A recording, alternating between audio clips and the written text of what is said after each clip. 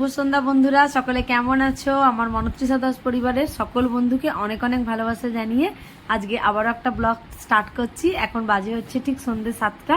এখন তোমরা তো জানোই যে আমাকে দেখতে আমার বাবা মা এসেছিল, তাই আমার বাবা মা আমি আর আমার ছেলে রেডি হয়ে নিয়েছি। জন্মাষ্টমী উপলক্ষে আমার ঘর থেকে ঠিক একটু দূরেই একটা বিরাট বড় মেলা বসেছে। মেলাটা কিন্তু অনেকটাই বড়। তো ছেলে বেশ কিছুদিন ধরেই বায়না করছিল যে মা মেলায় যাব মেলায় যাব। আমি ওকে বলে বলে আটকে রেখেছি যে দাঁড়া, এখন নয়, দাদু দিদা আসছে, একবারে দাদু দিদার সাথেই মেলায় ঘুরতে যাব। তাহলে কি হবে, ওদেরও একটু মেলাটা ঘোরা হয়ে যাবে, ঘরে বসে থাকতে হবে না, আর আমাদেরও তার সাথে ঘোরা হয়ে যাবে। আর বারবার মেলায় যাওয়া মানেই বাচ্চাকে নিয়ে তো বুঝতেই পারছো যে এটা কিনবো ওটা কিনবো মানেই হচ্ছে শুধু বিরক্ত করে মারবে। তো পথে দেখো আমার বান্ধবী সন্ধ্যার সাথেও দেখা হয়ে গেছে। তো আজ দেখছি অনেকেই মেলায় এসছে, প্রায় সব বান্ধবীর সাথেই এই মেলাতে দেখা হয়ে গেছে। আর আমরা মেলায় এসছি মানেই একটু হাট দেখবো বা রান্নাঘরের টুকিটাকি জিনিসপত্র দেখবো, সব কিছুই দেখছিলাম। আর আমার ঘরের ঘড়িটাও খারাপ হয়ে গেছিলো, সেই কারণে একটা ঘড়িও দেখছিলাম। তার সাথে আমার ছেলে বায়না করছিল মা বন্দুকের দামটা কত জিজ্ঞেস করো তো। ওই বন্দুক ও তো যা দেখছে তাই বায়না করছে, যদিও মূলত ওর জন্যই মেলায় আসা, ওর বায়না ওর আবদারেই মেলায় আসা। তো বেশি কিছু ও কেনেনি, একটাই খেলনা কিনেছে, তাতেই ও ভীষণ পরিমাণে খুশি।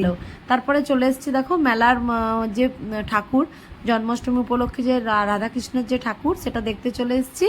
রাধাকৃষ্ণের ঠাকুরটা কিন্তু খুব সুন্দর হয়েছিল, আর তার চারপাশে বিভিন্ন পুতুল আকারে শ্রীকৃষ্ণের জন্ম থেকে শুরু করে সব কিছুই, শ্রীকৃষ্ণ যে লীলা খেলা করেছিল সব কিছুই বেশ খুব সুন্দর করে পুতুল আকারে সাজিয়ে তুলেছে। ভীষণ সুন্দর হয়েছিল কিন্তু ঠাকুরগুলো দেখতে। তো যাই হোক, ঠাকুর দেখে ও একটু বায়না করছিল যে মা আমি ওই নাকরদোলায় চলবো। তো আবার নাকরদোলার দিকে নিয়ে যাব। আমার বাবা একটু ফুল দেখছিল, বললো মানু তোর ঘরে যে ফুলদানিটা রয়েছে সেই ফুলদানির ফুলটা একটু খারাপ মতো হয়ে গেছে। তো সেই জন্য বাবা দুটো ফুল কিনে দিল।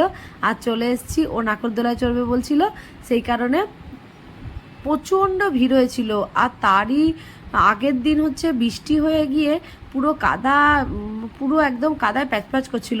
তো সেই জন্য আর বেশিক্ষণ এই জায়গাটায় ছিলাম না, কারণ ও কি করছে থাকলেই বলছে মা এটাই চড়বো, আবার বলছে এটাই চড়বো। আর আমার না এই নাকরদোলাগুলো বেশ ভয়ও লাগে। আবার পথে আরেক বান্ধবীর সাথে দেখা, আমার বান্ধবী তনয়া, তোমরা তো আমার ব্লগে দেখেইছো, এদের সবাইকেই চেনো। তারপরে ছেলে হচ্ছে চলে এসছে খাবার দিকে। ও বলছিল মা পটেটো ফ্রাই খাবো। পটেটো ফ্রাইটা অনেক দিন ধরেই ও খাবে বলছিল। যাই হোক, আমার বাবা বললো তুই যেটা খেতে চাস সেটাই খা। আমার বাবাই খাইয়েছিল পটেটো ফ্রাইটা। আজকে একটা ছোট্ট ব্লগ তোমাদের সাথে শেয়ার করলাম, যদি ভালো লেগে থাকে অবশ্যই বলবো পেজটা ফলো করে পাশে থাকার জন্য। টাটা।